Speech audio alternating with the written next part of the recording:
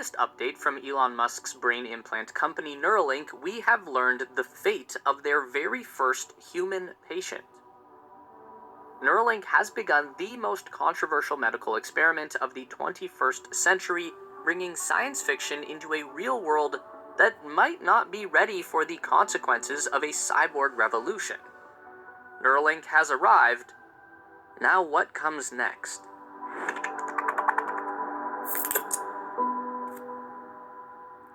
On Sunday, January 28, 2024, Elon Musk's Neuralink carried out their first robotic operation on a human brain.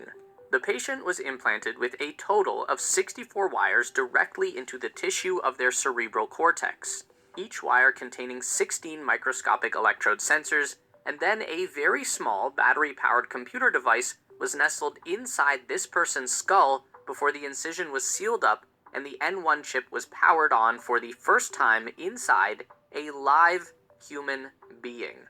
Elon Musk has confirmed that patient 0 survived the procedure in good health and is recovering well. Elon also noted that the Neuralink device has already begun to show promising neuron spike detection. Ever since the concept was introduced 8 years ago, Neuralink has felt like a purely speculative techno-fantasy, but in 2024, Neuralink is real, and it works. He did it. He really did it. Elon put a Fitbit inside someone's skull. So, now what? Well, Elon Musk promises that the first Neuralink product that will be tested is called telepathy. And by that, he means the first software application that will harness the capability of the N1 device that is currently resting inside the skull of at least one human being. I'm not getting over that anytime soon. Neuralink's telepathy will enable the user to control a smartphone or computer simply by thinking. And by extension, the Neuralink patient can use telepathy to control any external device that is connected to their computer or smartphone. So in theory, telepathy should allow the user to reach out and control pretty much anything. It is important to acknowledge right now that Neuralink has not just created a superhuman cyborg. In fact, our patient 0 and all of the other initial users of Neuralink are people suffering from an extreme physical disability, full body paralysis. So the purpose of this first clinical trial for Neuralink is to help restore some level of autonomy to people who have the least. The initial application that Neuralink has demonstrated is telepathic typing and cursor control. Just by thinking about the movement of the cursor on a computer screen, the Neuralink will enable a user to write messages, open applications, browse the web, and even play video games. This is all stuff that has already been demonstrated in the company's monkey experiments for years now, so this is what we can assume the first human Neuralink users are doing right now. And as Elon pointed out, if you can use a smartphone, you can operate any smart device that is linked to that phone. So even without having to move or speak, a patient could change their thermostat, dim the lights, open the blinds, activate the Roomba, lock their doors. All of these Internet of Things enabled devices are now accessible through Neuralink telepathy. But that's not all that Elon Musk has in mind for Neuralink's first human trials.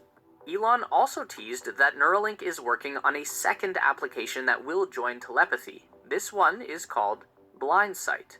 Elon has been surprisingly optimistic in recent months that even an early version of Neuralink could restore eyesight to the blind. The idea here is that the N1 implant could be used to beam digital vision from a camera directly into the brain. This one is a little further out, but in theory it is possible. So with telepathy, the Neuralink device is being used exclusively as a transmitter. The implanted wires are picking up neural activation signals from inside the cerebral cortex, and then those signals are converted into computer language by the N1 chip and broadcast via Bluetooth into a nearby computer or device. If this is possible, then it would stand to reason that you could flip the process and transmit digital information from a device through Bluetooth into the N1 implant, which would then convert the digital signal into neuron activations. To accomplish this, the implant would send electrical pulses through the tiny wires into the brain tissue to stimulate the neuron response. If those wires were implanted directly into the visual cortex region. Now, y'all know that most of this is hype because you know damn well they don't need all this. You know what I'm saying? They got implants that they can just implant you, via satellite and connect straight into your visual cortex, your medulla oblongata and all that, without even doing all this. This requires surgery. So if this requires surgery, then how do you explain millions of targeted individuals out here that's on broadcast that haven't even had surgery, brain surgery, and a physical implant inside the brain? But at the same time, you know what we about to do. You know our thoughts all day long. Of the brain, the specific patterns of neuron activation should be interpreted by the brain as visual input. So even a person who has never seen with their eyes before would be able to visualize the world around them. Now, this won't be anything like having real eyesight, but a low-resolution black and white image should be possible as long as we can activate the right neurons in the right patterns. Imagine something like an old Atari video game from the 1970s, where each pixel on the screen is either on or off. The graphics were very limited, but you could still create a recognizable image. And just like video game technology has improved over the decades to become more and more detailed, the same thing could be done with this new digital brain vision. Only progress will happen much, much faster thanks to machine learning. Hey everyone, as we cruise through the superhighway of innovation, I've stumbled upon something electrifying, and I just had to plug you in. Let's rev up our excitement for Novium's hover pen, a true symbol of sleek design and advanced engineering. So, what makes the hover pen so electrifying? Well, award-winning design. The Interstellar edition of the hover pen isn't just another writing tool, it was heralded as one of the best inventions of 2022 by Time, a testament to its unique design and functionality. You can spin the hover pen on its base, and it feels like the pen is in a gravity-free space. It's truly the coolest pen for any space enthusiast. And unique. Priced at $99, the Interstellar edition beautifully captures the Earth's axis inclination at a 23.5-degree angle. The colors are simply out of this world, from the deep expanse of space black, the shimmer of starlight silver, the version with the latest masterpiece, the Future Edition, priced at $149, is a 2-in-1 marvel.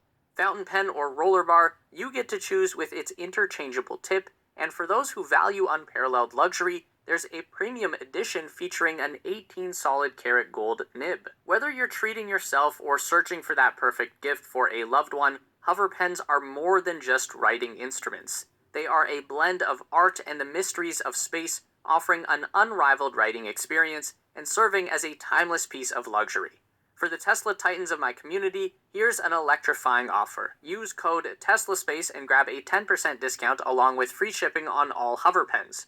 Race into a world of biggest headline-grabbing product in the modern world of brain-computer interface. Elon's company is really just one piece of a much larger puzzle that neuroscientists have been trying to solve for decades. How do we understand the human brain? The pursuit of decoding the human brain will become a multi-trillion-dollar industry in the decades to come, and Neuralink will have no shortage of competition. But in true Elon Musk fashion, his radical pursuit of innovation might stand the best chance of coming out on top. Synchron is another US-based BCI startup company that has already completed their first round of human trials in 2023, implanting 10 patients with their own neuron-sensing electrodes. This company is important to watch because it is currently being funded by Jeff Bezos and Bill Gates, two wealthy and powerful individuals who do not seem to like Elon Musk very much. The method used by Synchron to access the brain is considerably less invasive than the procedure being done at Neuralink, which is a big factor in allowing human trials at Synchron to move at a faster pace. Instead of approaching the brain through the skull, Synchron uses a stent-based procedure that they call a stentrode. A stent is basically just a wire that is inserted into a blood vessel, which is just a large vein. They're like the highways of the circulatory system. Typically, doctors will use a stent to free up a blockage inside the vessel that might cause a heart attack or stroke. In the case of the stentrode, the device is using a primary blood vessel as an express lane directly from the chest into the cerebral cortex. Once the stentrode arrives in the brain to an area directly below the motor cortex, an expandable mesh is deployed that interfaces with the walls of the vessel, and this mesh contains 16 electrode sensors that can begin detecting and transmitting neural activity back down through the wire and into a device that is attached to the patient's chest. So how does that compare to Neuralink? Well, let's go back to what we were just talking about at the beginning. The first Neuralink patient has had 64 tiny wires inserted into the surface of their brain by an ultra-precise surgical robot, and each wire contains 16 electrodes just in the microscopic tip that goes around 2 millimeters deep into the brain tissue. That is a total of 1,024 individual electrodes that are distributed across the circular hole that's been cut into the patient's skull. And then, looking at our stentrode again, we have 16 electrodes placed inside a blood vessel that is adjacent to the brain material we want to monitor. Even with this significant disadvantage on paper... this is just some bullshit. They just want y'all to, they want people to fall for this bullshit. All they gotta do is put everybody on remote neural monitoring. That's it. Do the brain mapping technology that you've been doing on me and doing on everybody else. This is just all fucking cap. All this bullshit. They just, what I'm saying? I'm trying to tell you, the technology is way more advanced than this. In practice, the Synchron BCI is currently able to achieve the exact same function that Neuralink is demonstrating with their current telepathy system: basic control over a keyboard, mouse, and smartphone device. And Synchron currently has 10 active human patients in their initial feasibility study that began in the summer of 2022. So, a pretty significant head start in product development. But the biggest problem with Synchron is that they've already pretty much reached their full potential with the stentrode system. Controlling a smartphone telepathically is about all that this particular style of implant can really accomplish, which is still cool, but it doesn't exactly provide much of an outlook for the future. While if we apply the same logic to Neuralink, then we can assume that the current telepathy application is only using something like 1/64th or less of the total potential that the hardware is capable of, which gives Neuralink a long-term outlook that is almost beyond comprehension.